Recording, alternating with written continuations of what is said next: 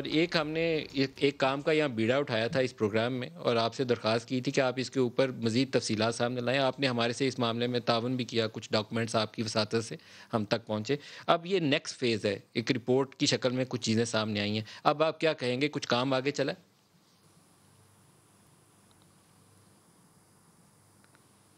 اس investigation میں اور کچھ چیزیں انکور کرنے میں کچھ ڈاکیومنٹس میرے ہاتھ بھی آئے تھے. میری اطلاع کے مطابق کل ایک میٹنگ ہوئی ہے پرائم منسٹر ہاؤس میں، اور اس میٹنگ میں شہزاد اکبر صاحب، principal secretary to prime minister Azam Khan صاحب، Gohar Nafees D G anti corruption Punjab اور پرائم منسٹر آف پاکستان موجود تھے.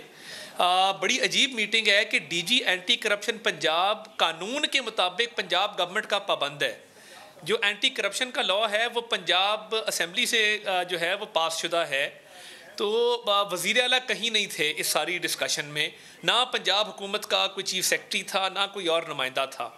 اب اس میٹنگ میں زبانی کلامی جن سیاسی شخصیات کے نام لیے گئے ہیں، Zulfi Bukhari established, Ghulam Sarwar Khan established, surprisingly Sheikh Rashid صاحب کا بھی نام اس میں لیا گیا. مگر میٹنگ میں یہ طے ہوا کہ پریزنٹیشن کو بہت میلو رکھ کے اور انکوائری رپورٹ کے سیلینٹ فیچرز جو میڈیا اور پبلک کنزمپشن کے لیے دیے جائیں، وہ صرف اور صرف بیوروکریسی کی حد تک، یعنی 20ویں اسکیل کا کوئی افسر ہے، کوئی 18ویں اسکیل کا افسر ہے، اس سے آگے یہ انکوائری نہیں بڑھنی چاہیے. یہ مینڈیٹ کلیئر کیا گیا. نمبر 1. نمبر 2، اس ملک میں ایک احد چیمہ بھی تھا. یہ تینوں بڑے ذمہ دار لوگ ہیں.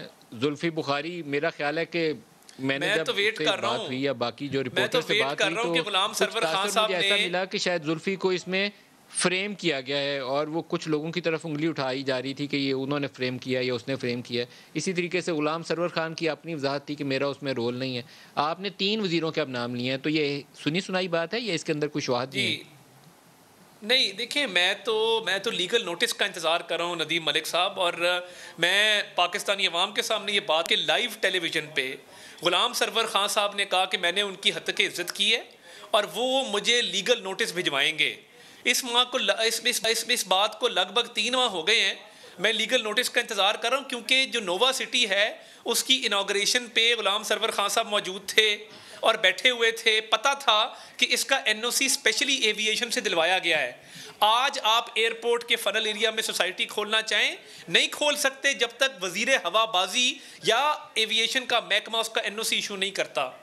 مجھے اس ملک میں ایک آہا چیمہ بھی تھا، ایک فواد حسن فواد تھا جن کو آشیانہ کیس میں گرفتار کیا گیا. ایک 19ویں اسکیل کا افسر تھا، ایک 22ویں اسکیل کا افسر تھا. مگر ان کو جب آشیانہ میں گرفتار کیا گیا تو کہا گیا کہ ان کی ساز باز وزیر اعلیٰ کے ساتھ ہے، اور سابق وزیر اعلیٰ شہباز شریف کو دھر لیا گیا.